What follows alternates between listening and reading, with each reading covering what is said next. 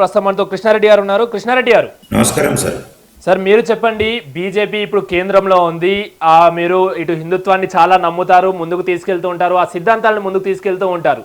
So ఈ కాలంలో ఇప్పుడు రాజకీయాలకు ఈ క్షుద్ర పూజలకు ఇలా లింక్ పెట్టడం ఎంతవరకు కరెక్ట్ అంటారు? ఇందులో ఎంత నిజం ఉంది? కాంగ్రెస్ వద్ద ఎంత నిజం ఉంది, బీఆర్ఎస్ వద్ద ఎంత నిజం ఉంది? ఏం చెప్పాలనుకుంటున్నారు? సార్, ముందుగా మీకు మెట్రో టీవీ వీక్షకులకు, అలాగే ఈ చర్చా వేదికలో పాల్గొంటున్న అందరికీ శుభ సాయంత్రం తెలియజేసుకుంటున్నాను సార్. ముఖ్యంగా ఏంటంటే, ఇది ప్రజా సమస్యలక ప్రజల గురించి కంటే దుష్ట శక్తుల మేము నమ్మేది ఏంటంటే, దుష్ట పూజల కంటే ఎక్కువ దైవభక్తికి ఎక్కువ నమ్ముతాము.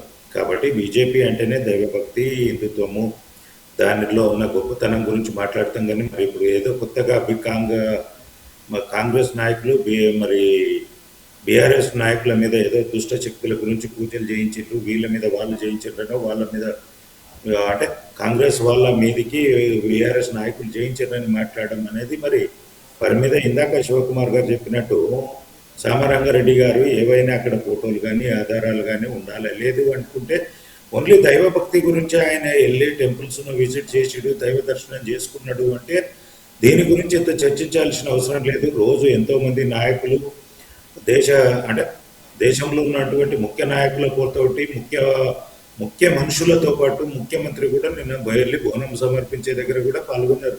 వీటికి అలాంటివి ఉండేవి. కానీ రాజకీయ ఆరోపణల లేదంటే వ్యక్తిగత ఆరోపణల ఇవ్వడు కూడా అంటే కొన్ని రోజుల నుంచి కూడా బీఆర్ఎస్ మీద కొన్ని లేనిపోని అంటే ఆలోచనలు, ఆరోపణలు ఎందుకు వస్తున్నాయంటే పార్టీలో కొంత అనిశ్చితి ఉన్నది, ఒకరికొకరికి అవగాహన లేకుంటుంది. ఎందుకంటే కవిత ఇష్యూ కానీ, కేటీఆర్ పరిస్థితి రోజు గురించి ఇబ్బందికరంగా ఉంది. ఏ అంశం గురించి, దేని గురించి క్షుద్ర పూజలు చేసిండు అనేది ఈ హరీష్ రావు చెప్పాలి. లేదంటే వీరికి ఏదన్నా ఇన్ఫర్మేషన్ వస్తే ఎవరి మీద ఎందుకు చేశాడు అనేది స్పష్టంగా సామ రామ్మోహన్ రెడ్డి గారు చెప్పాలి. కానీ ఏదో అంటే ఆరోపణలు చేసి తప్పించుకొని నేను ఆరోపణలు చేస్తా, ఎదుటోడు నిరూపించుకోవాలనే విధంగా కాంగ్రెస్ నాయకులు మాట్లాడితే కనుక కొద్దిగా సమంజసం ఉంటుంది. ఎందుకంటే కొన్ని ఆధారాలు బయటపెట్టి కొన్ని మాట్లాడితే బాగుంటుంది. కాబట్టి ఇలాంటి విషయాలలో ఎక్కువ డిస్కషన్కి వెళ్ళి ఇది ప్రజలకు ఉపయోగపడేది కాదు,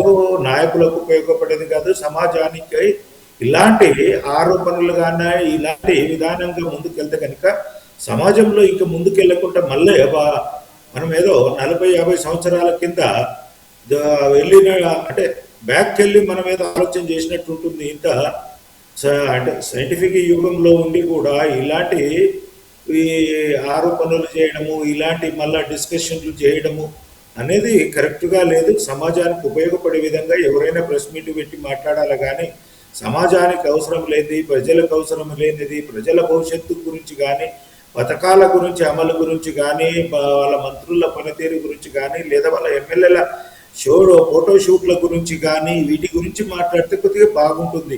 ఈ పనికిరాని ఆరోపణలు చేసి సమాజాన్ని పక్కదారి పట్టించద్దనేదే నా యొక్క విన్నపం.